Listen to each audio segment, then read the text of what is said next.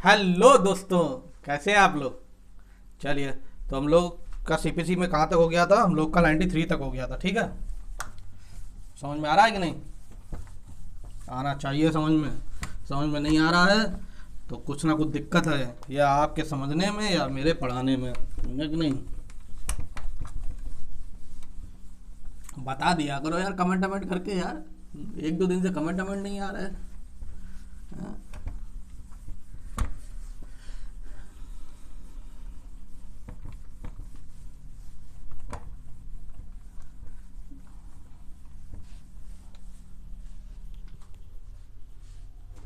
अभी तक क्या था ना, अभी तक मेरे चैनल पे ज़्यादा व्यूज़ नहीं थे, वो सब नहीं था, तो कुछ ज़्यादा दिक्कत भी नहीं होती। दिक्कत किस सेंस की कि कुछ डिस्टर्बिंग एलिमेंट्स भी होते हैं, समझे नहीं। Disturbing elements in the sense अभी तो मैंने फेस नहीं किया है सब चीज़ें।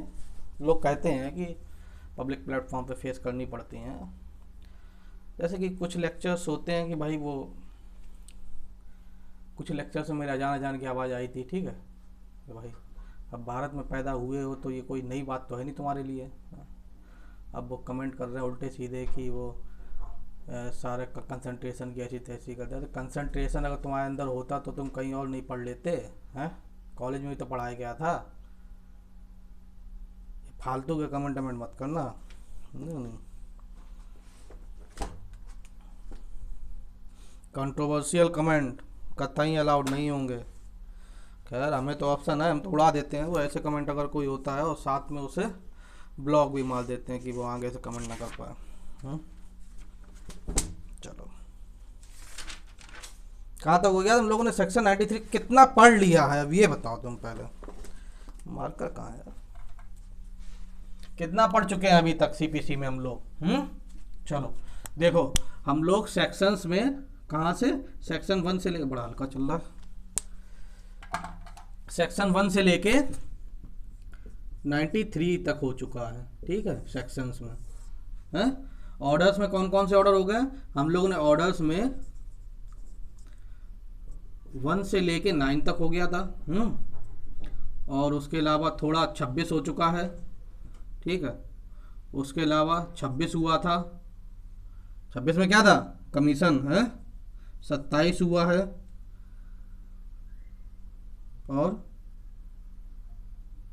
और कोई हुआ, इंटरप्लीडर सूट 35 हुआ है। 36 हुआ है। 37 हुआ है।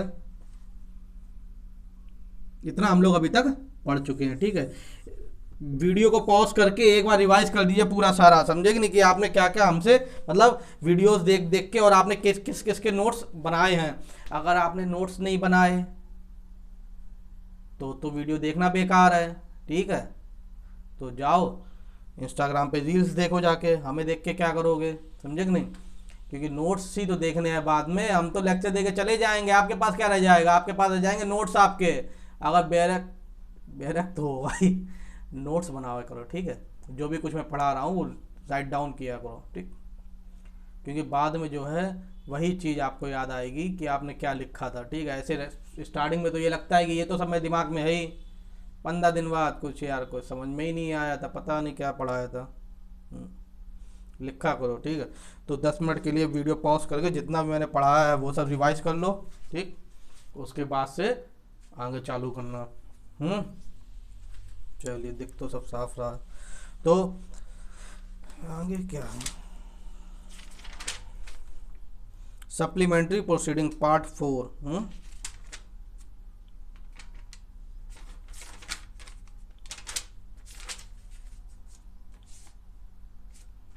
सप्लीमेंट्री प्रोसीडिंग, उसके बाद अपील आ जाएगी। अपील के बाद जो है मिसलेनियस है, वो रेफरेंस रिव्यू रिवीजन, उसके बाद मिसलेनियस है।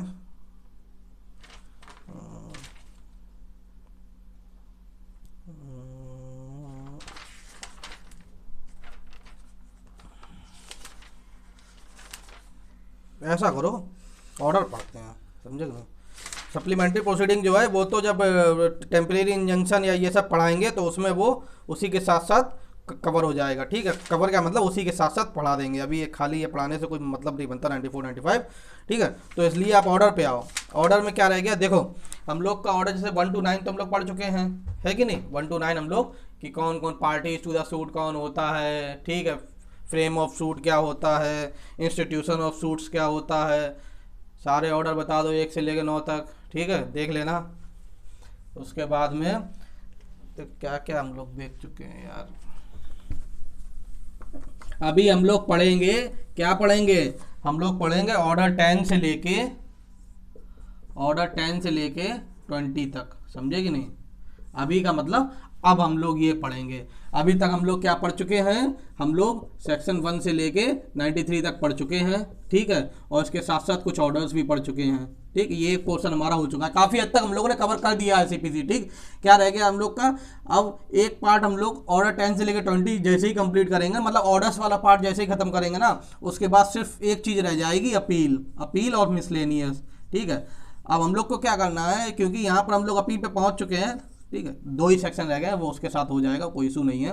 तो हम लोग सेक्शंस में तो अपील तक पहुंच चुके हैं, 96 से अपील चालू है, अब हम लोग को ऑर्डर में भी अपील तक पहुंचना है कि नहीं। अब ये पोर्शन हमारा चलेगा सिर्फ ऑर्डर्स वाला, ऑर्डर्स के साथ कोई सेक्शन आ जाता है वो भी हम लोग कवर कर लेंगे, लेकिन अब हमें ऑर्डर 9 तक तो कंप्लीट हो चुका है पहला, तो 10 से लेके हमें कहाँ तक पहुँचाना है, अपील तक पहुँचाना। अपील कहाँ पे है, अपील ऑर्डर 41 में है, ठीक है। तो 96 का मेल 41 से जब हम लोग को कराना है तो वहां तक दोनों को एक साथ पहुंचाना पड़ेगा। समझ आ रही बात कि नहीं आ रही। चलो अब हम लोग आज पढ़ेंगे ऑर्डर 10, एग्जामिनेशन ऑफ पार्टीज, ठीक। आसान ही है, कुछ है नहीं उसमें, ठीक है। देखो क्या हुआ, ये जज साहब बैठ गए, मार्कर बहुत हल्का चल रहा है यार, दूसरा दिन।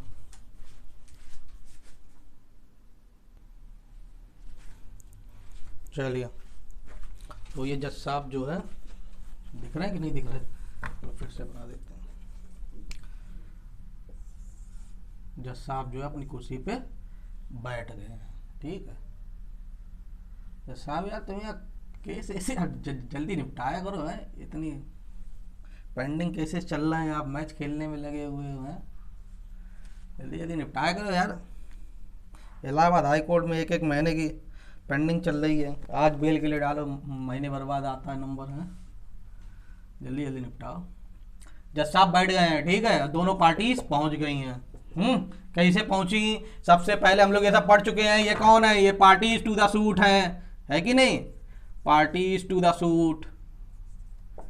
कैसे सूट फाइल हुआ, इंस्टीट्यूशन ऑफ सूट करके। इंस्टीट्यूशन ऑफ सूट में क्या किया इन्होंने, इंस्टीट्यूशन ऑफ सूट में क्या किया इन्होंने प्लेंट दाखिल किया। प्लेंट दाखिल करने के बाद क्या हुआ, इन्होंने WS दाखिल किया। प्लेंट दाखिल कितने दिन के अंदर प्लेंट दाखिल किया, उसके बाद समन गया, इन्हें समन गया, ठीक है, कितने डेज के अंदर, 30 डेज के अंदर, ठीक है। उसके बाद में समन पहुंचने के बाद से कितने दिन के अंदर इन्होंने प्लेंट दाखिल किया, इन्होंने 60 डेज के अंदर, ठीक है। और कभी कभार अगर कोर्ट अलाउड कर दे तो 90 डेज के अंदर। कमेंट करके बताइएगा जजमेंट कितने दिन में देना होता है, ठीक है, कितने दिन में पास करना होता है। 60 से 90 डेज है, सॉरी 30 डेज होगा ना, 30 डेज, ठीक है। और ये 30 से 60 डेज है कि 30 से 90 डेज है, ठीक है, बताइएगा। इसका आंसर ये है कि बी है। चलो फिर से यहाँ पर आओ, क्या है, जज साहब बैठे हुए हैं, पार्टीज टू द सूट हुआ। पार्टीज टू द सूट कौन कौन है, ये प्लेंटिफ है, ये डिफेंडेंट है। प्लेंटिफ हमेशा राइट हैंड साइड खड़ा होता है कि नहीं।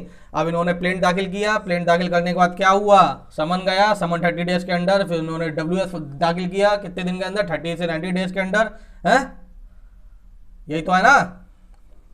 चलो उसके बाद ये सब हम लोग पढ़ चुके हैं, ठीक है। ये सब आपको पता होना चाहिए कौन सा किस ऑर्डर में क्या क्या दिया हुआ है, ठीक। और मैं उम्मीद करता हूँ कि आपको मालूम भी होगा, अपने आप सोच के देखो पार्टी टू द सूट कहाँ दिया हुआ है। अगर ये एडवोकेट एंड प्लीडर द्वारा रिप्रेजेंट किया जा रहा है तो एडवोकेट एंड प्लीडर कहाँ पे दिया हुआ है, इंस्टीट्यूशन ऑफ सूट कहाँ पे दिया हुआ है, प्लेंट कहाँ पे दिया हुआ है, WS कहाँ पे दिया हुआ है, इन दोनों को मिला के प्लीडिंग बोलते हैं, ये कहाँ पे दिया हुआ है। सब मनी मन सोच जाओ, ठीक है। सब चीज़ें हम ही बार बार बताएंगे, फिर कैसे काम चलेगा। समन कहाँ पे दिया हुआ है, ठीक, ये सब हम लोग को। और appearance and non appearance of parties, अगर ये आते हैं तो ठीक है, अगर नहीं आते, नॉन अपीयरेंस होता है तो क्या होगा, ये कहाँ पे दिया हुआ है, सब मनी मन सोच गए। चलो अब आगे बढ़ते हैं हम लोग। अब क्या हो रहा है, अब ये दोनों पहुंच चुके हैं, हटाएं इसको,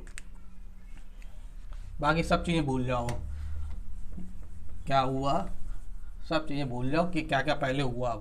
अब ये देखो, भूल मत जाओ, ध्यान रखना, ठीक है, भूल जाओगे फिर कैसे काम चलेगा।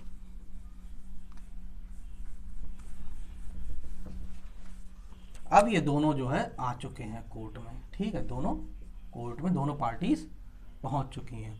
अब जैसे ही दोनों पार्टी जो डेट फिक्स होती है, दोनों को बुलाया जाता है, ठीक है, डेट फिक्स में जब दोनों पार्टीज बोलते हैं तो सबसे पहला जो काम होता है वो एग्जामिनेशन ऑफ पार्टीज होता है, ठीक है, एग्जामिनेशन ऑफ पार्टीज। ये क्यों जरूरी होता है, अभी तक इशू फ्रेम नहीं हुए हैं, ठीक है, फ्रेमिंग ऑफ इशूज से पहले होता है, ठीक है, ये सब क्यों, क्योंकि फ्रेमिंग ऑफ इशूज एक बार हो गए उसके बाद से एक्चुअली में उसी पे पूरा एविडेंस लिया जाता है, ठीक है, उसी पे कि फ्रेमिंग ऑफ इशूज क्या है कि हम दोनों के बीच में, जैसे हमने जो प्लेंट दाखिल की प्लेंटिफ ने, वो प्लेंटिफ ने, और इसने डिफेंडेंट ने क्या किया, WS दाखिल किया। अब दोनों का वो पहले कोर्ट जो एग्जामिनेशन करेगी कि दोनों पार्टी का एग्जामिनेशन करेगी कि देखें तो कि क्या है, दिक्कत क्या है इन्हें, समझे कि नहीं। अगर एग्जामिनेशन करने में अगर वो एक्सेप्ट कर लेता है, ठीक है, क्या होगा एग्जामिनेशन में कि भैया एक ने जो उसके ऊपर इल्जाम लगाए हैं, दूसरी पार्टी उसको एक्सेप्ट कर रही है कि डिनाई कर रही है, बस इन्हें यही देखना होता है, ठीक। और सबसे बड़ी बात ये जानना होता है to elucidate the matter in controversy, ये मालूम कर पाना कि इनके बीच में कंट्रोवर्सी क्या है, ठीक है। अब उसके लिए वो उसका ओरल एग्जामिनेशन भी करते हैं, पूछते हैं, ठीक है, जज साहब कि क्यों भाई ये इल्जाम लगा रहा है आपके ऊपर, आप ये मानते हो कि नहीं मानते हो, उसने कहा साहब हम नहीं मानते हैं, ठीक है, और कुछ भी जज साहब को पूछना है तो वो भी पूछ लेंगे, ठीक, जो भी कुछ होगा, चाहे एक्सेप्टेंस होगा, डिनाइल होगा, कोई भी, चाहे वो एक्सेप्ट कर लेता है, डिनाई करता है, जो भी कुछ होता है वो राइट डाउन कर लेंगे, मतलब रिकॉर्ड में मेंशन कर ले रिकॉर्ड में मेंशन कर लेंगे। मेन इसका मकसद यही होता है कि क्या कर पाए हम, कि फ्रेमिंग ऑफ इशूज कर पाए, कि जो मेन इनके बीच में इशूज हैं उनको फ्रेम कर पाए। बातचीत तो इनने बहुत सारी लिखी दोनों पार्टीज ने अपने प्लेंट में, WS में, लेकिन हमें क्या निकालना है उसमें से, उसमें हमें मेन इशूज निकालने हैं कि मेन मुद्दा क्या है दोनों के बीच में, समझे नहीं, जिसपे अब पूरा केस चलेगा, ठीक। अगर वो एक्सेप्ट कर लेता है तो उसमें अलग से दिया हुआ, उसमें क्या क्या पढ़ेंगे देखो। अगर इसमें हम लोग जैसे ऑर्डर 10 में एग्जामिनेशन ऑफ पार्टीज दिया हुआ है, ठीक, ऑर्डर 11 में क्या है कि हम लोग डिस्कवरी एंड इंस्पेक्शन, कि अगर कोई चीज़ डिस्कवरी एंड इंस्पेक्शन, ठीक, कुछ पूछना है, इंस्पेक्शन करना है, ठीक है, तो वो पूछेंगे, कोई डॉक्यूमेंट कुछ मांगना है, डिस्कवरी करनी है, तो ये ऑर्डर 12 में क्या है, ऑर्डर 12 में एडमिशन, अगर वो एडमिट कर लेता है तो क्या करेंगे, अगर यहाँ पर एग्जामिनेशन पार्टी में वो एडमिट कर लेता है तो जजमेंट पास कर देंगे उसी पे ही, ठीक है। 13 में क्या है, 13 में है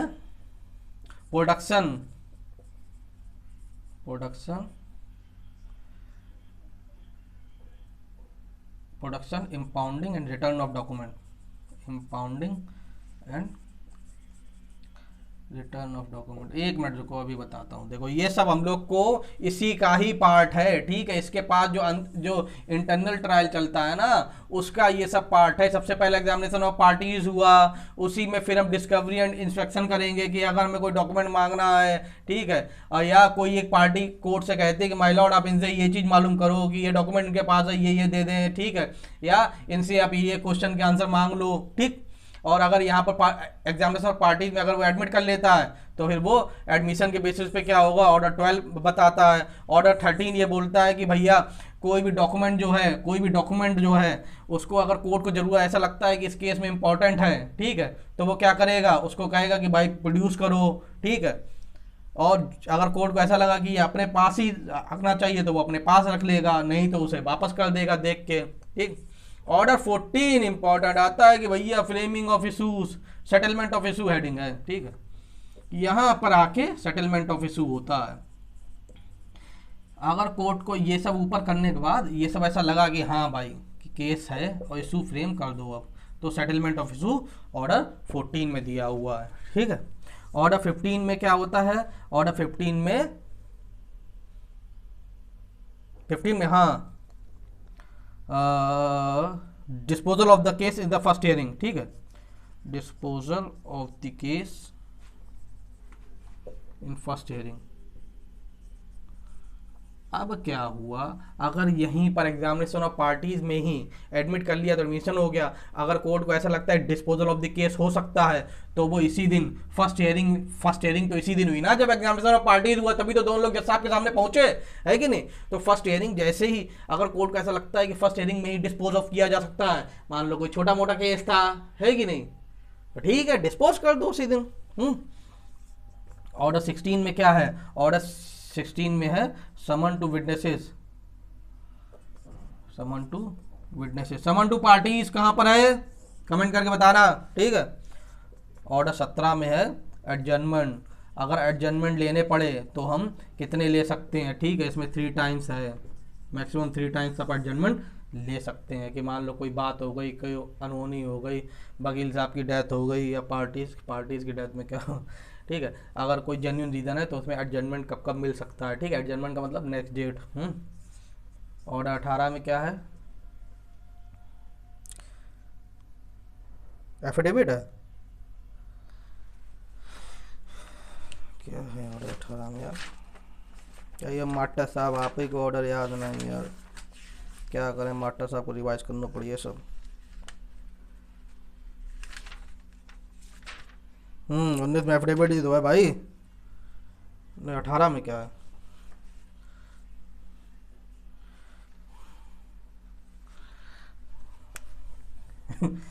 hearing of the suit,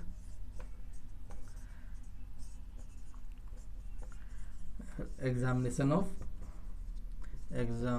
of witnesses. Order 19 में एडजर्नमेंट वो एफिडेविट है, ठीक है, 20 में जजमेंट है, ठीक। तो हम लोग को ये एग्जामिनेशन ऑफ पार्टीज से, ठीक है, फर्स्ट हियरिंग से लेके और जजमेंट तक ऑर्डर 20 तक हमें पढ़ना है, ठीक है। जजमेंट के बाद ही ऑर्डर 21 था, एग्जीक्यूशन में थोड़ा बहुत हम लोग पढ़ चुके हैं, ठीक, समझ में आएगी नहीं। अब दिमाग अपना सेट कर लो क्या पढ़ना है। हम लोग वो सब पार्टीज कौन होती है वो सब हम लोग जान चुके हैं। अब हम लोग को दिमाग सेट करना है कि एग्जामिनेशन ऑफ पार्टीज है फर्स्ट हियरिंग से लेके और जजमेंट आने तक कोर्ट का प्रोसीजर क्या है, हम लोग को ये जानना है कि नहीं, है कुछ नहीं इसके अंदर, कुछ टेक्निकलिटी कुछ भी नहीं है, सिंपल सी बातें हैं, समझे कि नहीं। अगर आपको 3 पॉइंट में बताएं ना तो एक ही दिन में सब बता दूं, लेकिन थोड़ा कभी कभार मेंस में आ जाता है, ठीक है, कभी कभार खुद भी थोड़ा नॉलेज होनी चाहिए, है कि नहीं। एग्जाम में इंटरव्यू में पूछ दिया जाए, ऐसा थोड़े कि 1 लाइनर याद करके पहुंच गए थे और बस जज बन गए समझे कि नहीं। कभी कभार किसी की किस्मत अच्छी होती है जिसके ऊपर शनिदेव की कृपा हो, 1 लाइनर से भी जज बन सकता है, लेकिन आप ये मान के चलो आपको मेहनत करनी पड़ेगी। अब ये बताऊँ, ऑर्डर 18 मुझे आज भी याद नहीं आया और एक बार मुझसे ये गलत हो चुका है एग्जाम में, ठीक है। एक बार क्या हुआ, क्वेश्चन आया था कि एग्जामिनेशन ऑफ विटनेसेस कहाँ पे दिया हुआ है, ठीक है, कौन से ऑर्डर में। क्या क्वेश्चन था कि एग्जामिनेशन ऑफ विटनेसेस कौन से ऑर्डर में दिया हुआ है। हमने जड़िल्ले से पढ़ा और ऑर्डर 10 टिक मार दिया, लेकिन उसमें ऑर्डर 18 भी ऑप्शन था और 2 और ऑप्शन थे, ठीक है। और एग्जामिनेशन ऑफ पार्टीज नहीं पूछ रहा था, एग्जामिनेशन ऑफ विटनेसेस पूछ रहा था। एग्जामिनेशन ऑफ विटनेसेस ऑर्डर 18 में है, एग्जामिनेशन ऑफ पार्टीज ऑर्डर 10 में है। पता नहीं क्या सोच के मैं एग्जामिनेशन ऑफ विटनेसेस जो है ऑर्डर 10 मार गया। सोच के क्या मतलब, रिफ्लेक्स वो होता है ना कि जल्दी से पढ़ा, हमने कहा ये तो 10 में है, बस आगे बढ़ गया। चलो अब हम लोग एग्जामिनेशन ऑफ पार्टीज पढ़े, क्या होता है। गलतियों से ही आदमी सीखता है, समझे कि नहीं। एग्जाम जरूर दिया करें, ये नहीं होता कि हो रहा है कि नहीं हो रहा है। एग्जाम देने से वहाँ पर जो क्वेश्चन आपने सही या गलत किए हैं ना, और जो स्पेशली जो आपने जो एग्जाम हॉल में जो क्वेश्चन गलत किए हैं वो कभी आपके गलत नहीं हो सकते, ठीक है। मैं जब भी पढ़ाता हूँ या कुछ भी करता हूँ, पढ़ता हूँ कुछ भी, तो वो सारे क्वेश्चन मुझे याद आते हैं जो मैं एग्जाम हॉल में गलत करके आया हूँ, ठीक है। कभी भी मुझसे अगर गलत हुए हैं तो जो जैसा मेरे साथ है वैसा ही सबके ही साथ है भाई। मैं तो नॉर्मली हूँ, अब नॉर्मल तो हूँ नहीं, तो आपके साथ भी ऐसा ही होता होगा।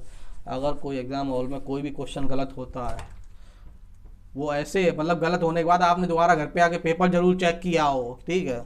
ऐसा नहीं कि बस पेपर दिया है उसके बाद दोबारा खोल के ही नहीं देखा। मैं ज़्यादातर क्या करता, पेपर दे के आता था, खुद ही अपना आंसर पूरे सारे ढूंढता था बुक में, तो बड़ा मज़ा आता था मुझे आंसर ढूंढने में कि इसका आंसर कहाँ होगा। मतलब जो मालूम है वो चेक कर लिया और जो नहीं मालूम है वो उसके आंसर ढूंढ रहे। आंसर ढूंढने में बहुत मज़ा आता था।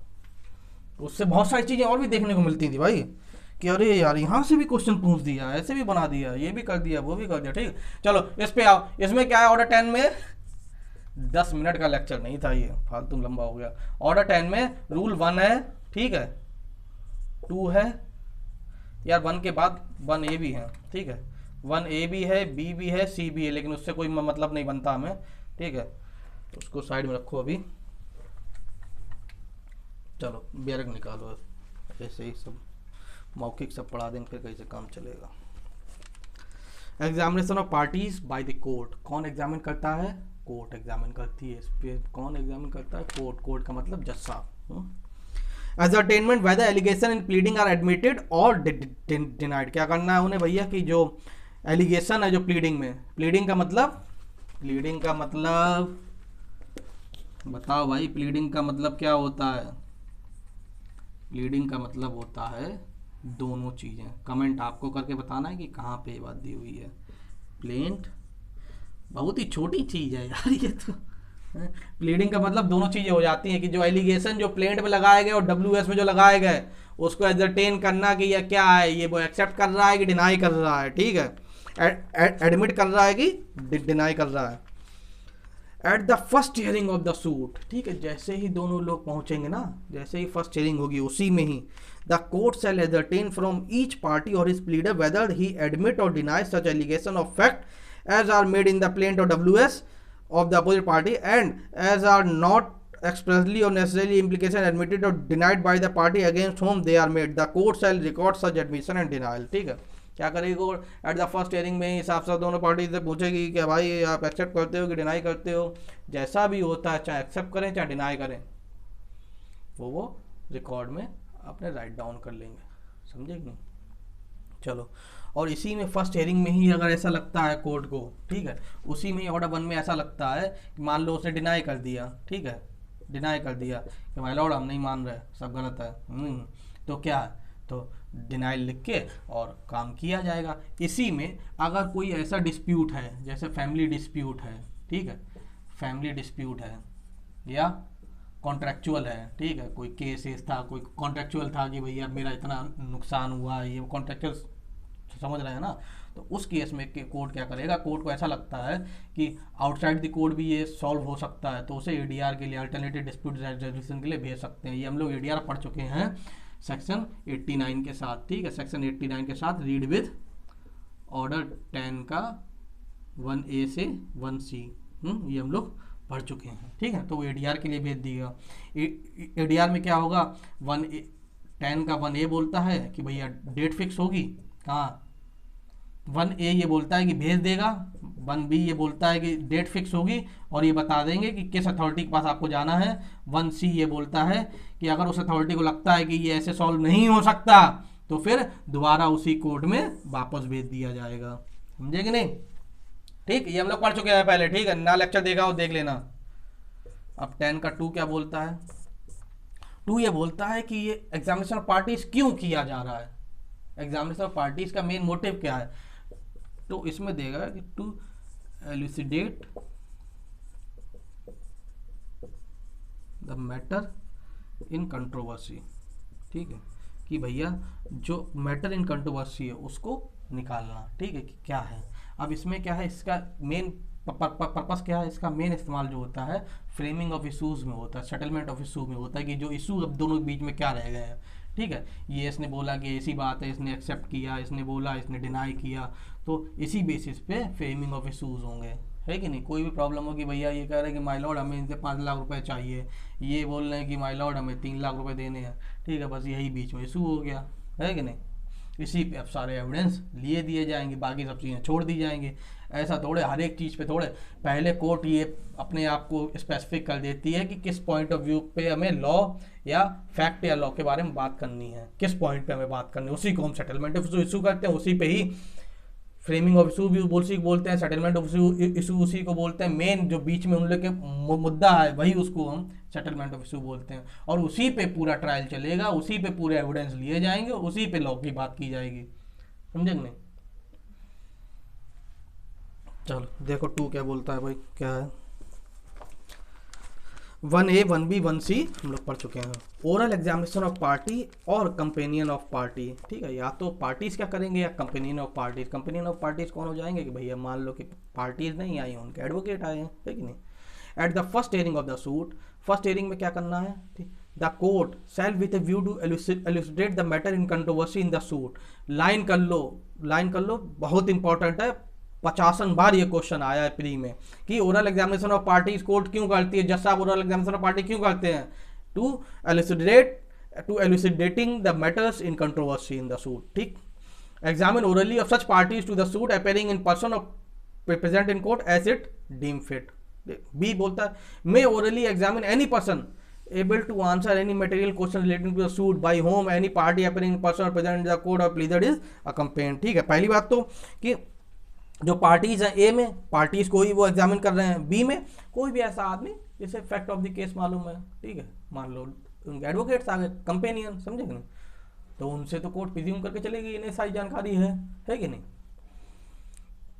2 एट पर ये बोलता है एट एनी सब्सिक्वेंट हियरिंग, उसके बाद भी, ये तो एक फर्स्ट जो बात कर रहा है एट द फर्स्ट हियरिंग की बात कर रहा है, दूसरा सब्सिक्वेंट हियरिंग की बात कर रहा है कि at any subsequent hearing the court में orally exam any party appearing in person और प्रेजेंट इन कोर्ट और any such person able to answer any material question relating to the suit by whom such party और pleader is accompanied, समझे नहीं, कि या तो फिर फर्स्ट हियरिंग में ही पूछते हैं या बाद में भी कभी कोर्ट को ऐसा लगे तब भी वो पूछ सकती है। तीसरी बात होती है कोई भी चीज़ पूछा जाए, ठीक है, और उसका जो भी कुछ उसका पार्टीज का आंसर होगा वो सब रिकॉर्ड किया जाएगा, मतलब राइट डाउन किया जाएगा, ठीक है, कि इनके क्या, इन्होंने क्या कहा था, क्योंकि उसको वो बाद में इस्तेमाल भी कर सकते हैं उसके खिलाफ, है कि नहीं। बाद में तुमने अभी तो जज साहब ने पूछा, ठीक है, उसने कुछ और जवाब दिया, बाद में वो उसका कुछ और जवाब दे रहा है, तो भाई कंट्राडिक्शन के लिए उसे इस्तेमाल किया जा सकता है, ठीक है, कोर्ट उसका इस्तेमाल कर सकती है। इसीलिए तीसरा द कोर्ट में if it think fit put in the course of examination under this rule question suggested by other party, sorry तीसरी बात इसमें ये है, वो अलग, वो सबसेक्शन 3 है इसका, ठीक है, ये 10 का सबसेक्शन 3 ऑर्डर 10 का जो 3 है वो ये बात करता है जो मैंने पहले बोल दी, और उसका 3 ये बोलता है कि अगर कोर्ट को दूसरी पार्टी कोई क्वेश्चन देती है कि माय लॉर्ड आप इनसे ये बात पूछिए, ठीक है, तो वो भी कोर्ट उससे पुट कर सकती है, ठीक। फिर से पढ़ो, द कोर्ट में 10 का 2 का 3, द कोर्ट में if you think it put in the course of an examination under this rule question suggested by other party, किसी भी पार्टी ने कोई क्वेश्चन सजेस्ट किया ना, वो भी वो कोर्ट पूछ सकती है, ठीक है, अगर कोर्ट को ऐसा लगता है कि हाँ ये ठीक है, सही क्वेश्चन है, तो पूछा जा सकता है। Substance of examination to be written, ये बोलता है कि the substance of the examination shall be reduced to writing by the जज and shall form part of the record, और वो कोर्ट के रिकॉर्ड में बन जाएगा, समझे कि नहीं। हाँ, कोर्ट के रिकॉर्ड का मतलब क्या है कि कभी भी उसका अगर जरूरत पड़ी तो उसका इस्तेमाल भी किया जाएगा।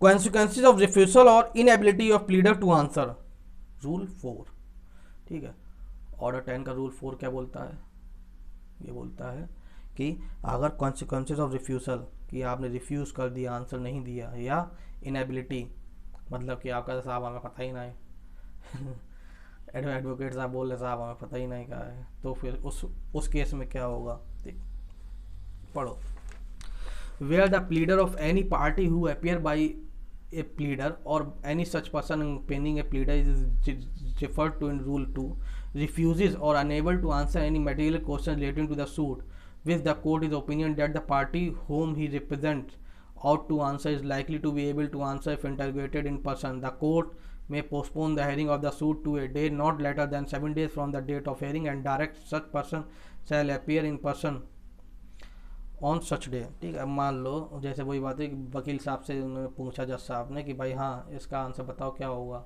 है ये कोई भी क्वेश्चन पूछा, अब वो अगर वकील साहब को अब नहीं मालूम है कि भाई क्या है, इसके फैक्ट एक्ट के बारे में कोई भी चीज़ नहीं पता है, तो कोर्ट क्या करेगी, तो कोर्ट कहेगी जाओ अब वो पार्टीज़ को ही बुलाओ, ठीक है, वही आके जवाब देगी। और उस चीज़ के लिए वो जो है हेयरिंग को 60 मैक्सिमम 7 डेज़ के लिए पोस्टपोन भी कर सकते हैं। ठीक है, ये इस पे लाइन कर लेना 7 डेज़ वाली बात पे। If such party failed without lawful excuse to appear in person on the day so appointed, the court may pronounce judgment against him or make order in order to relating to as think fit. अगर वो party फिर भी नहीं आती है court में, ठीक है, या वो आंसर नहीं देती है, तो क्या होगा, तो भैया उसके खिलाफ जजमेंट पास हो जाएगा, या कोई भी ऑर्डर कोर्ट जो ठीक समझेगी वो पास कर सकती है। समझ में आ रहा कि नहीं आ रहा? अरे इतना भी बुरा नहीं है यार, मज़ा तो आ ही रहा होगा। है, अब मज़ा आए चाहे ना आए, पढ़ना तो पड़ेगा ही भाई। मज़े ले आओ तो ही अच्छा है, नहीं लाओगे तो भी पढ़ना है। चलो अब हम लोग ऑर्डर 11 पढ़ेंगे। ठीक है, डिस्कवरी एंड इंस्ट्रक्शन। उसमें ऑर्डर, इसका मतलब ये नहीं जितने जितने रूल्स दिए हैं वो सब पढ़ेंगे। अब इसमें तो 4 ही दिए हुए हैं, 4 में भी मेन आपको क्या याद रखना है, 3 पॉइंट ऑफ व्यू से सिर्फ इतना याद रखना है, ठीक, कि ओरल एग्जामिनेशन क्यों किया जाता है, बस। अब ऑर्डर 10 याद रख लेना, एग्जामिनेशन ऑफ पार्टीज कहाँ पे दिया हुआ है, कॉन्सेप्ट तो पता चल ही गया एग्जामिनेशन ऑफ पार्टीज में क्या होता है। ठीक है, चलो थैंक यू।